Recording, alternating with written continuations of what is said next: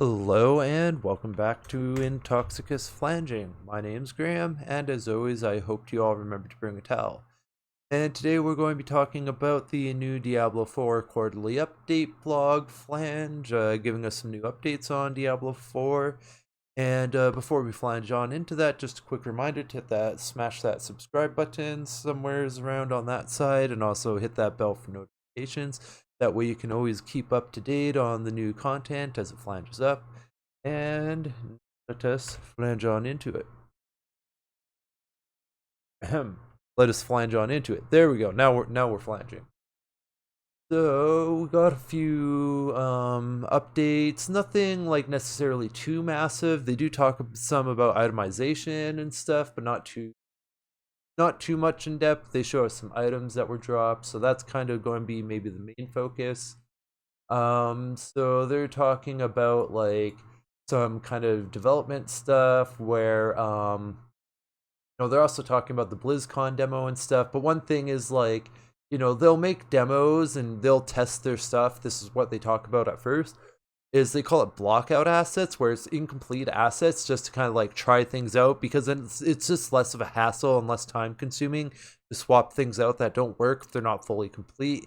So they have a lot of incomplete assets they work with when they're doing internal testing and stuff, and then when they make a full demo, they go further than that, so you're not working with these incomplete blockout assets, so you have a good idea what the final art style is going to be like and all that. So they're just clarifying some points about the demo that was at BlizzCon, just to make sure it's clear that like, things in that demo, not everything from that demo is necessarily going to make it to the final version, and just kind of helping us understand parts of the dev process, which that kind of transparency, that's amazing. We need more of that. It's awesome that they're talking about stuff like that. Really cool. That like when we talk about transparency, that's what we're talking about. Or at least part of what we're talking about. They talk about some of the storytelling and how that's going to go in the game with like cutscenes and stuff. So they're talking about they'll have like the camera will zoom in but still retain an isometric camera angle framing and all that. But we'll be able to see more detail and actual like animations and stuff, and like actually like see the character like moving their hands and actual body language and gestures and stuff, which that'll add a lot. They also say they're going to have like real-time cutscenes where you see your character in their actual gear and everything within the cutscene, and it's at your resolution and stuff. So it's not like how they used to do cutscenes where it cuts to this like hand animation that's not always very congruent with like what your character's been wearing and doing and carrying and stuff. So that's really cool. That should help a lot with the storytelling and the cutscenes, and that's kind of, to me, that's just a modernization. That's kind of this. That's more or less the standard now, as far as I'm aware. Mostly is real-time cutscenes. I think that should be the standard. It seems to give the best results, so that's very awesome and encouraging. Really great, cool stuff. Yeah, I'm very interested. And like, the what we saw with the cinematic trailer thing, yeah, looking pretty good with that. So they talk about the open world here, some aspects of how that's gonna work. Um, so they're talking about like, kind of getting a good balance of story and side quest kind of content and that kind of flange. The one of the big things is well, camps. Where do you flange all your stuff up, and they talk about that a little bit. Sounds really cool and good. Nothing too deep to go into there, but sounds like they're really, just the overall impression is they're really actually thinking this out. They're really putting in the kind of effort and everything that should have been there with Diablo 3 is what I'm getting out of it. And this is all looking great and awesome. Trying to keep like the lore and the feel and all that going, which Diablo was really awesome about. Mounts, oh, that's something they talk about. That's cool. So they talk about, could get to your objectives more quickly without trivializing travel or combat. And that's the thing, is something like a mount that can kind of like, cut out too much travel or make it too easy to skip combat.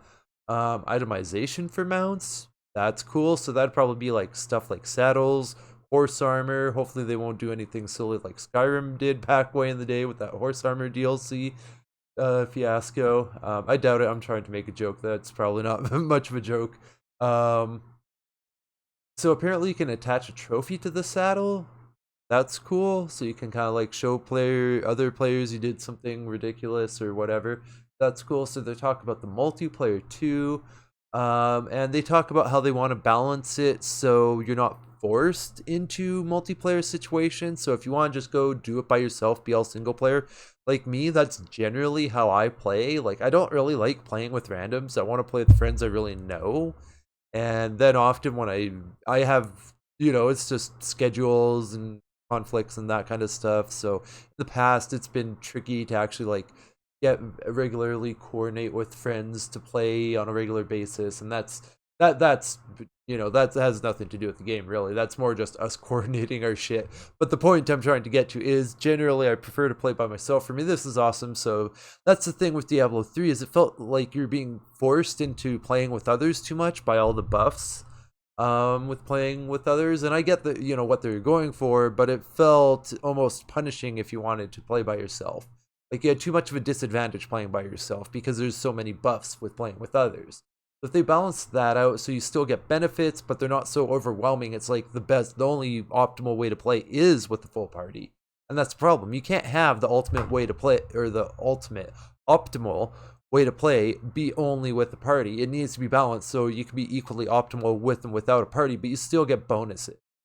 So that's tricky to coordinate, to balance. So giving them credit there, that's a tricky one to pull off properly, just in general for any game. So they talk about too, where like if there's big, you won't necessarily encounter a lot of other, like you will run into players because they want to keep that massively multiplayer online Flange feel going. So you will run into other players. You won't be forced to interact with them necessarily, but there will be world events where you run into bigger groups of players.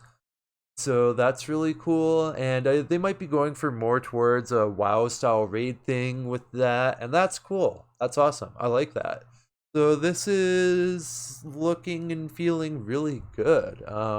Like all these updates, they just continue to make me feel very optimistic and hopeful that Diablo 4 is gonna be everything Diablo 3 should have been, and then more.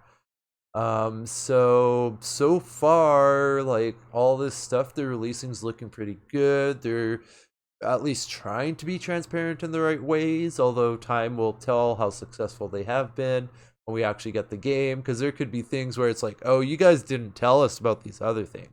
So hopefully there won't be much of it, that or any of that. Hopefully we'll have to see, of course. So yeah, solo players can walk in, help complete the event, and claim a reward. Perfect. And that's what I want to be able to do. I want to be able to like, oh shit, world event, I just stumbled onto it. I can just join them, no problem. It'd be like that. And then it's not like I'm tied to them or anything.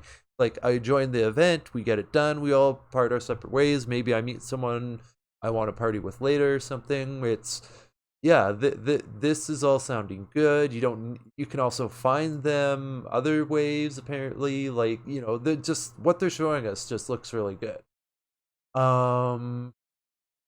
They don't give us too much detail about the itemization. Like there's already that previous developer blog that talked a lot about good stuff, but what they show us here is items that were found during that demo, so we can get like a real look at like what drops will look like.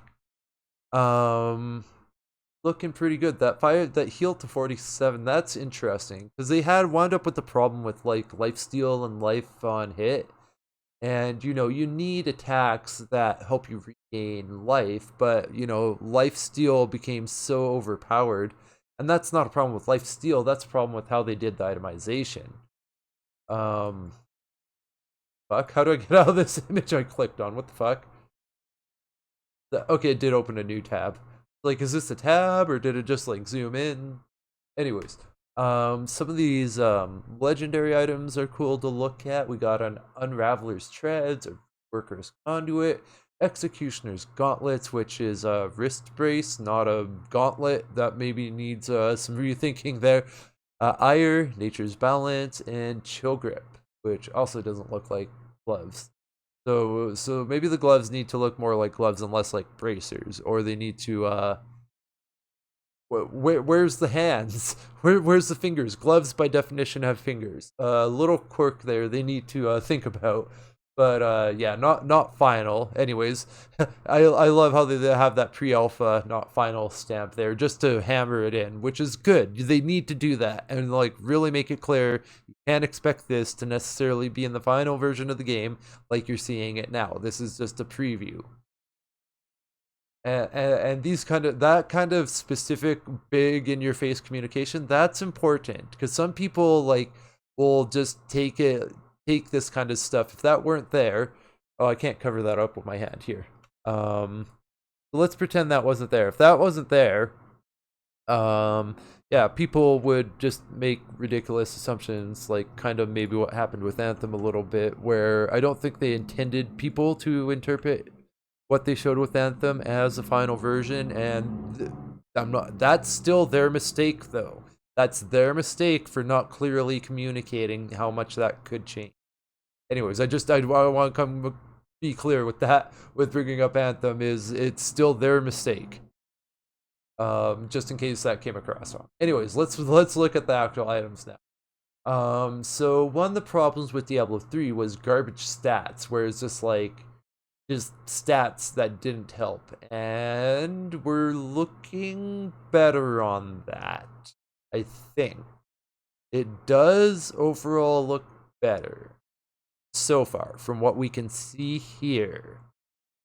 So far looking good, like overall, and like these additional legendary skills abilities looking cool, or affixes I suppose I should say, like critical strikes from storm skills form an aura of lightning around you that shocks nearby enemies for 50% of the damage dealt over 5 seconds. That's pretty good. Basic skills deal 20% less damage but generate 60% more fury. Very good. Like that's potentially hugely useful. So yeah, all this stuff here looking very good.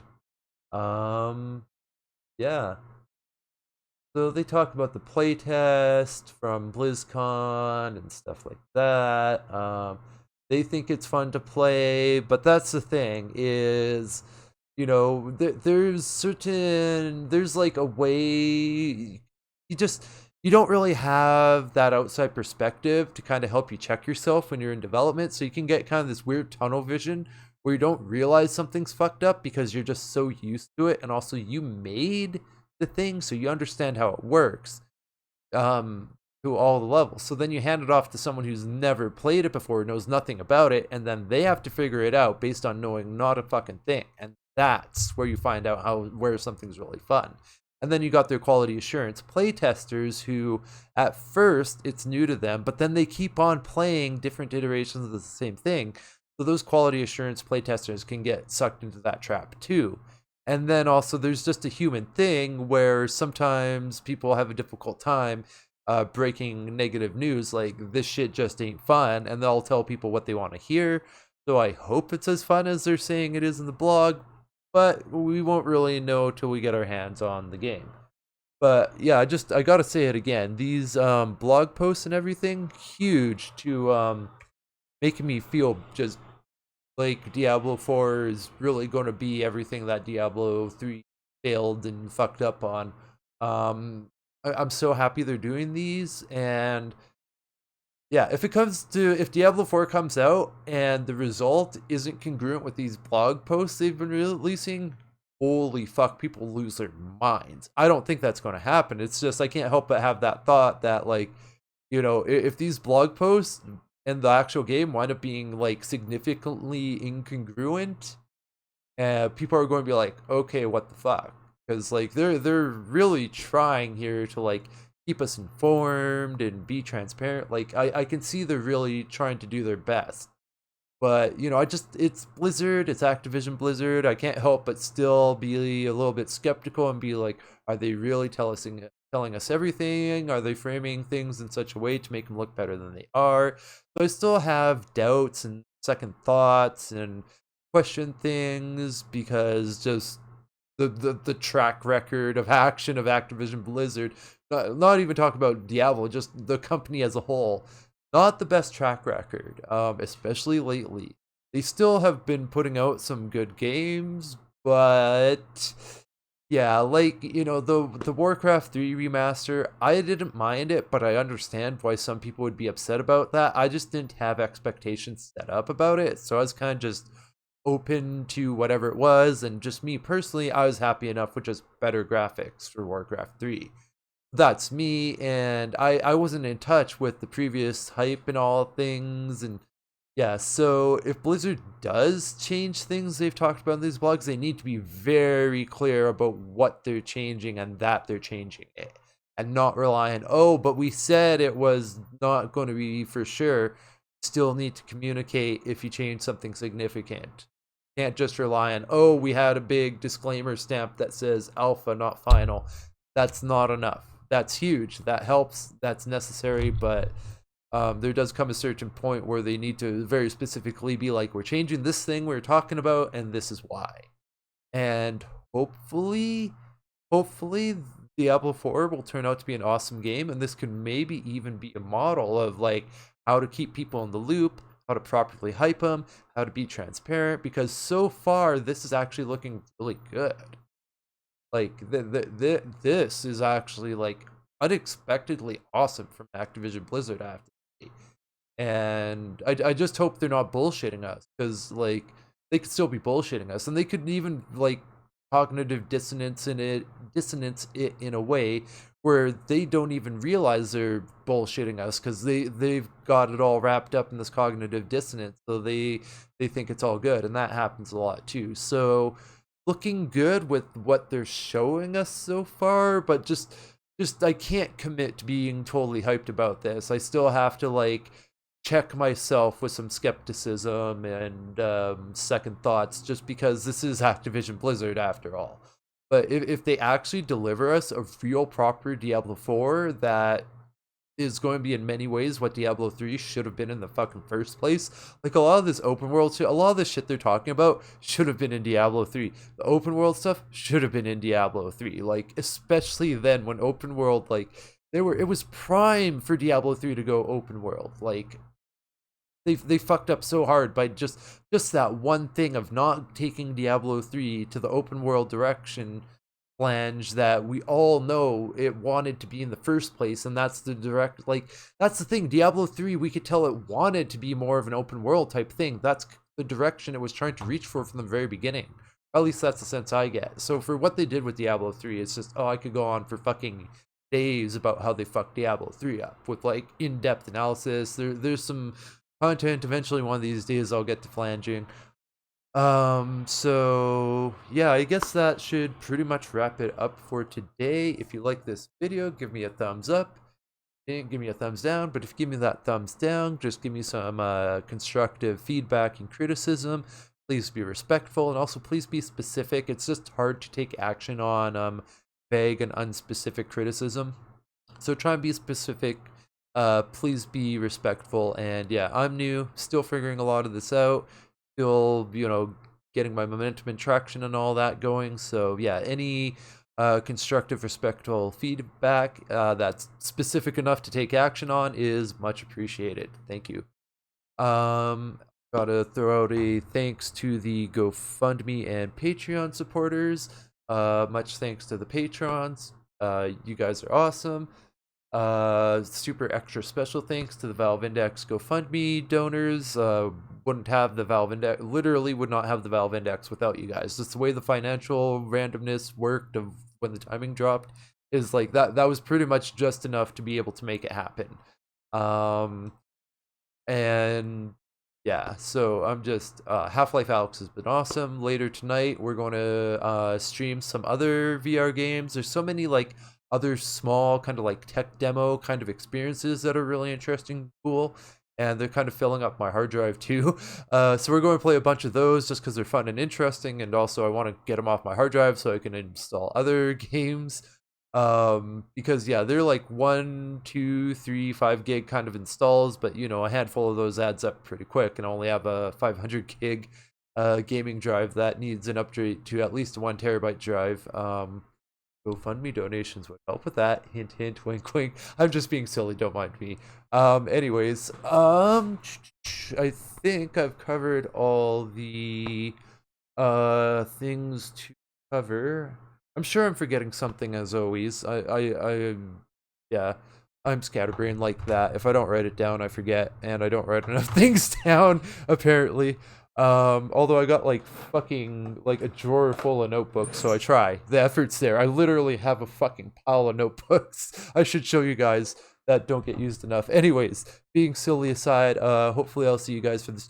That's what I'm forgetting. We're making the big push to affiliate. All what we need is to get the average views count up. It's over a 30-day count, so the previous like 25 days or so, like, you know, there's going to be an aspect where the previous flanging of streaming at like 2 to 3 viewers is going to hold that average back for a little bit. But like, oh my god, yesterday's stream, amazing. Thank you everyone that showed up to yesterday's stream and helped get those numbers up. And just like, I hope you enjoy the stream. I hope you come back because you enjoy the stream. And just I'm just so thankful to everyone that watches, that views, that supports. Just yeah, just that this is even possible for me at all. I'm just incredibly thankful for, and I'm incredibly thankful for everyone watching, everyone supporting. Just I just can't say that enough. Just yeah, I'm just so incredibly thankful. And that's probably the best note to end the video on. Yeah, because I really just can't thank you guys enough. I wind up, when I try and thank all the GoFundMe people especially, I wind up at a lost words because like I'm just blown away. That yeah, because I really didn't think I'd get much of anything with that GoFundMe, so I'm just blown away and just so thankful. So thanks for watching, thanks for supporting. I hope you all have a good one, and remember to bring a towel. Bye. Hopefully I can get this outro music not too messed up.